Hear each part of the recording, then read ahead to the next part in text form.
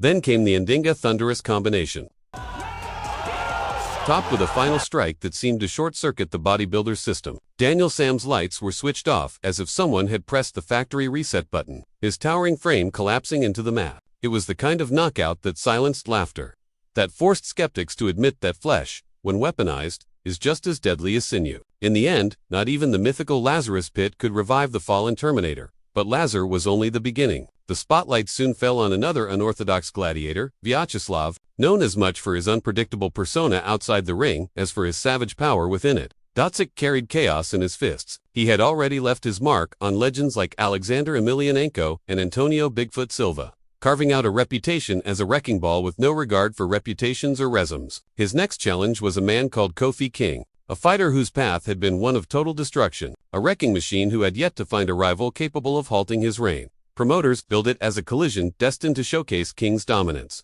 But Dotsic had other ideas. From the opening bell, the red-haired powerhouse charged forward, unafraid of the muscle-bound titan before him. Each punch thrown by Dotsic looked wild, but the impact was undeniable. King, who had bulldozed others, suddenly found himself on the defensive, his crown slipping with each strike. The pace was relentless, and the chaos overwhelming. It wasn't just a fight, it was a dethroning, a rebellion staged with fists instead of fire. And then, in a sequence that stunned everyone watching, Dotsic unleashed the finishing blows, collapsing the so-called king. The monarch's reign ended in seconds, replaced with a new chant, "Long live Datsik."